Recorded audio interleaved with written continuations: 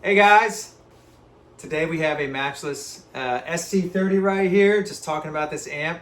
A few guys had mentioned maybe talking about how I might dial that up or, some settings and stuff. Yeah, this amp has been with me for a number of years.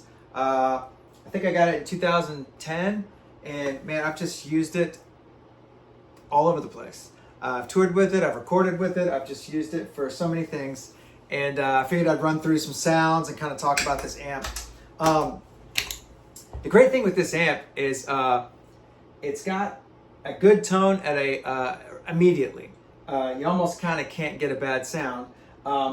Again, I like, I'm using just this one half of the amp, so I'm not even using these knobs. So I really, and the master, I typically don't engage unless I really need it to be quiet. So, and we may look at that here in a second, but for the most part, I'm just looking at three knobs here. I'm in the loudest input here of the EF86 channel, so right there. And then you've only got the tone knob and the cut to mess with. And I'll show you kind of, give you an example of what all this sounds like. So this is the amp at, it's a pretty quiet level. You could use that, and I have had to at times use it very quietly. And then if you've got compression and overdrive, you can run these amps at a quiet level. I'll give you an example.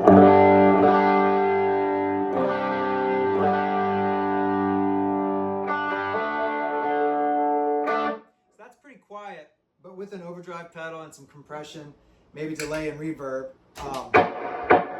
you could still get all your work done.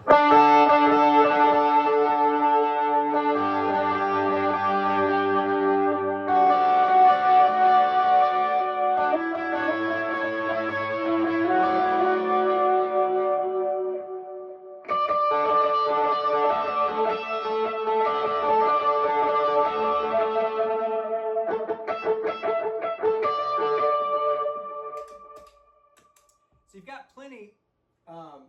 got plenty of amp there, even at a small level with some overdrive. And that's just one thing I love about these amps. They take pedals really well. They seem to work well with delays and reverbs, which is a big part of the way I use them.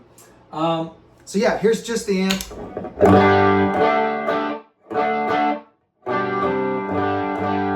I'll hit it with kind of some early, I guess like first stage boost kind of stuff.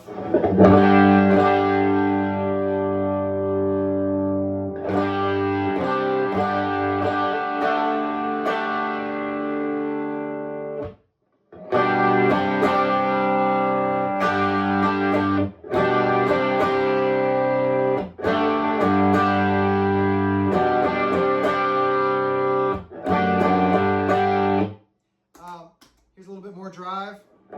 Oh, hold on.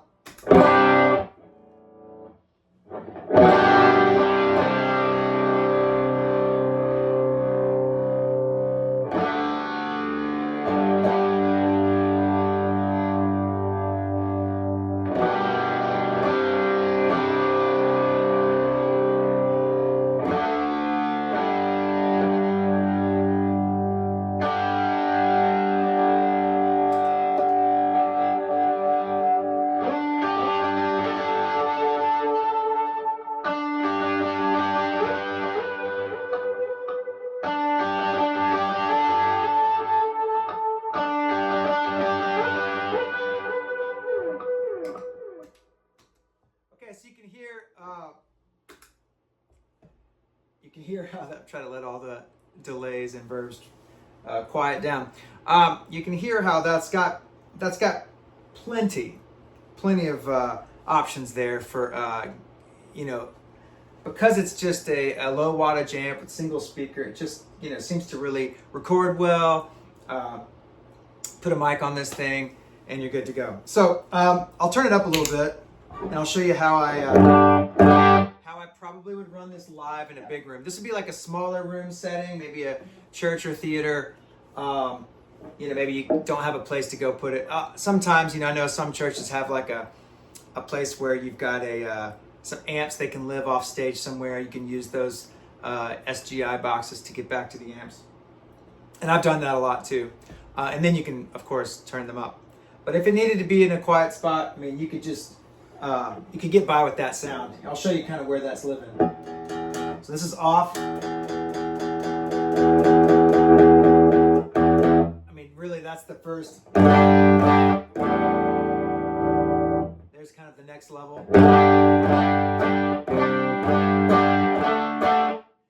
Another thing to think about is with amps, anytime you see someone's settings on an amp, it's so hard to tell what that amp with that guitar and that pedal board, it's hard to know, like, by looking at their settings what that's really going to sound like, because you know, you might look at this and be like, oh, the amp's off. I don't even know if you can see that up close. It's really low, but like you might think that that's not like that's so low that it's unusable, but really, you know, if I gave it just a touch more, it's already starting to break up, and it's a great sound. And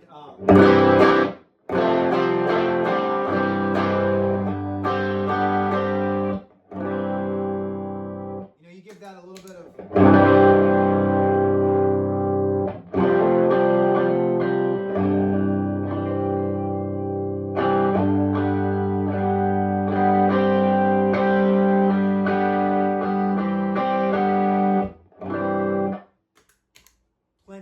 plenty, and that's low. Okay, so we'll keep going just for fun, kind of hear what the amp will do. That's got a marking. I think I did this with I have another video where I was talking through a Vox amp, and I had a marking with a C for a Christmas tour that we did. I've got the same marking here. That's what we're hearing right now. That's kind of like the lowest level that I've toured with it at. So you know that it's a real world, you know, that it's like a real world application for what you can do with an amp like this, because I did use it for an entire tour at that level along with the Vox. So yeah, let's see. All right. Oh yeah, and the tone shaping here with these matchless amps, there's a tone knob here and then a cut knob. The tone knob has they click, and it's just different levels of tone shaping, and you can hear it drops the bass as you click down. So that cuts bass out. I'm not sure how much of that will translate on the video, but it's definitely less bass here than up here. So I have a marking there that seems to be where I liked it the most. It's that second notch down. In the studio a lot, I use it more like this, where I'm cutting more bass. So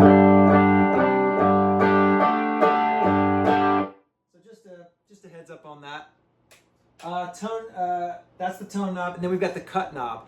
All the way up, rolls off kind of as much treble as they will let you roll off. And you still have some. I mean, it's still bright. I mean, these amps are pretty bright, can be. So, you know, if you had the tone, or had the cut knob turned all the way up, you could still, you know, you still got plenty of top end.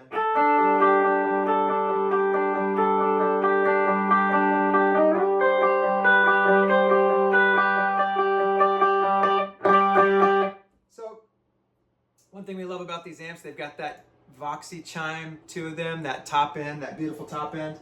And that's one thing that I always loved with this amp and that Vox. I had, you know, both of them going for many years touring, at least probably, maybe 14 years of touring with those two amps as like a stereo pair. And I would just always be able to hear myself in the mix because they had that chimey bite, that top end. And if you were standing back by my amps, backstage maybe, and you were standing right in front of them, it might sound a little, you know, harsh. You know, it's not like this, you know, kind of warm. I mean, we did some of that kind of stuff, but if you were backstage, you might be like, oh man, it's bright in my face. But in the mix, it helps. It helps get that the idea across, the part across. And if you're in a big room, sometimes, you know, you just need that EQ to get through the mix. Okay, so tone wise, or for the cut,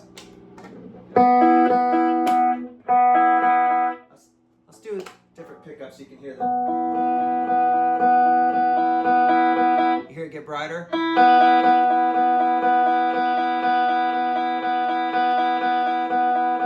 So I would just kind of start I would turn it all the way off, and I would start bringing it up until I heard it kind of get brighter. And somewhere where I felt that top end come through, it's probably where I'd live.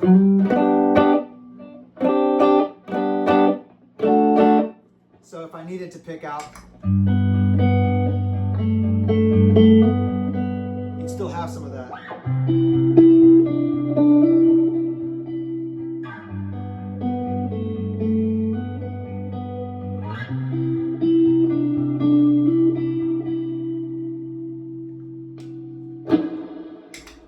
And then if you needed the strummy stuff,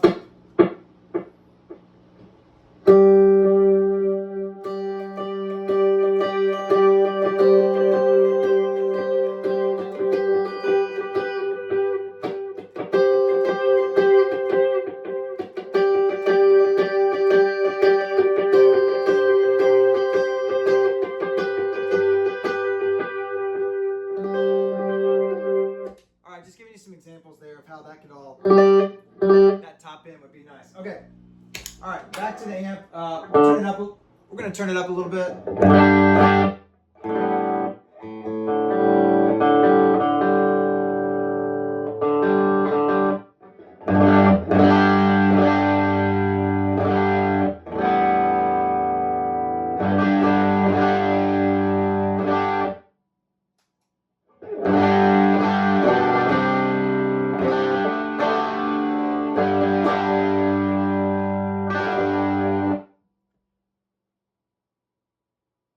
That's just the amp, so no pedals on.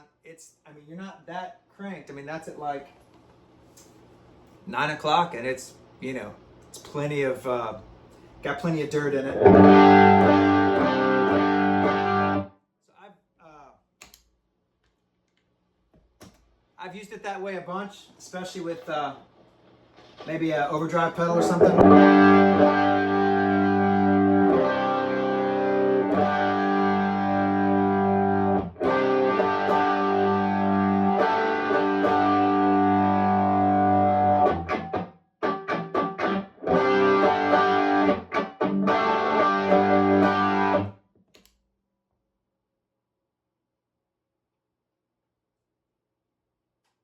All right, let's play with the master.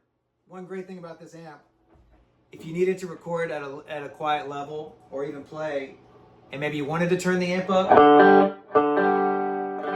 check this out. You can turn the amp up. All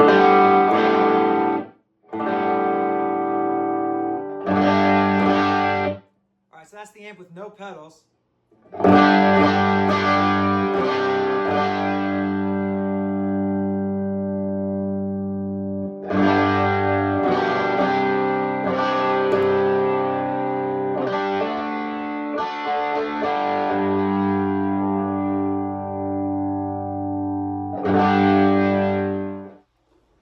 Okay, lost you there for a second.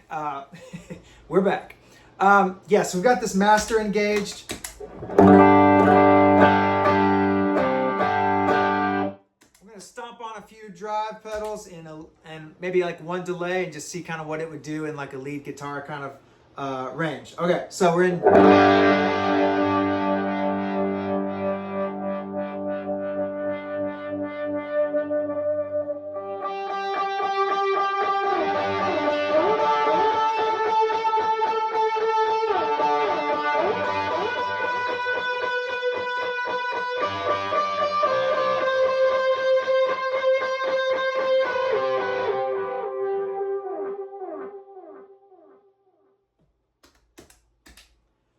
Okay, so yeah, man, some of my favorite sounds are just a couple of drive pedals, delay, great amp, and you're good to go. So just wanted to show you guys kind of how I would set that up and how I would use it.